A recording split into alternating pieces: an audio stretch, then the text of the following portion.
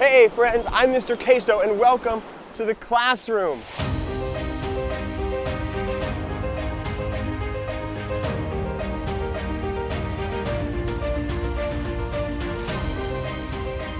On this episode of Mr. Queso's Classroom, I venture to the Atlantic Ocean to capture the summer solstice sunrise. All right, so it looks like the sun is gonna rise right over there. We've got our cameras right back there. Let's roll this thing. Hello friends. Now this video is our third video in a big year-long experiment series where we're tracking the sunrise. So if you haven't seen the first two videos, make sure you do that. I'll put them down below. All right, have you watched them? All right, let's dive in. Our first two videos, we're tracking the winter solstice and the spring equinox sunrise, because what we want to do is we want to see how the sunrise changes over time. It's going to move more south and then up to the east and then even a little bit north, right? And so on the winter solstice sunrise, the sun rose at about 150 degrees towards the south. And then on the spring equinox sunrise, it rose just about east, around 90 to 95. So now we're trying to figure out where the sun will rise on the summer solstice. And to be honest, it's pretty difficult. Check this out. Let's see. How are we going to figure out where the summer solstice sunrise will be? I have an idea. What if we calculate the difference between the winter solstice and the spring equinox? Yes, and then we can take that difference and subtract it from the spring equinox to get our hypothesis. So the winter solstice sunrise was around 150 degrees. And the spring equinox sunrise was 95 degrees. So the difference is 55 degrees. Great, so if we subtract 55 from 95, we get 40. That's where I think the summer solstice sunrise will be, around 40 degrees on the horizon. Great job! Yeah! I'm hiking through. Sun's about to rise. Check what I almost walked into. Oh man, look at that thing! She's massive!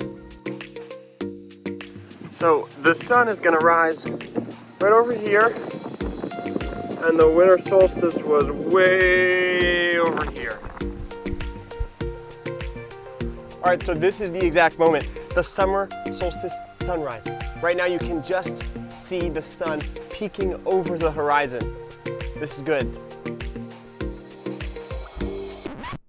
Yeah, let's pause for a minute. We'll get to the big reveal of the sunrise soon enough.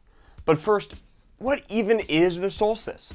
So you may remember from our previous video in this series that the tilt of the Earth is what causes the short days of winter and the long days of summer.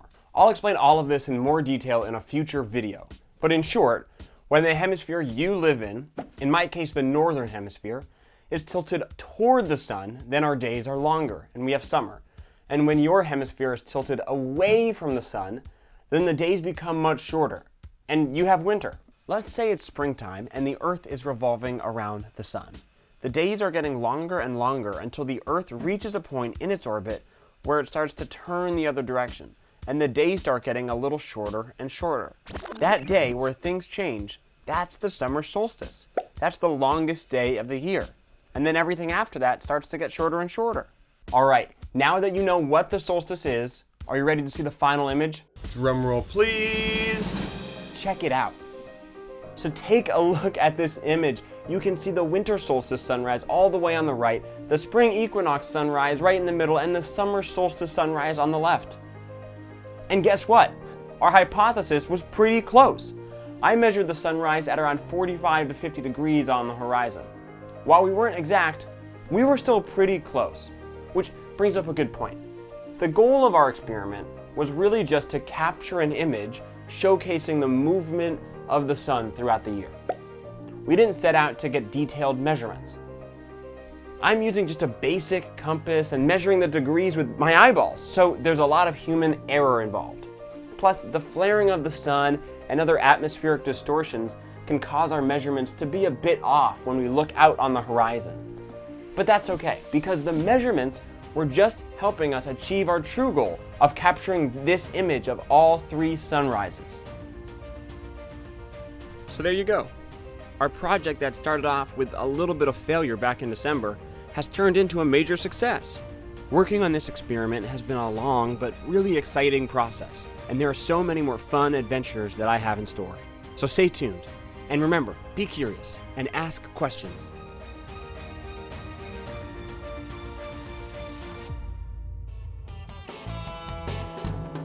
Mr. Queso's Classroom is a production of Lunchbox Films. Yay!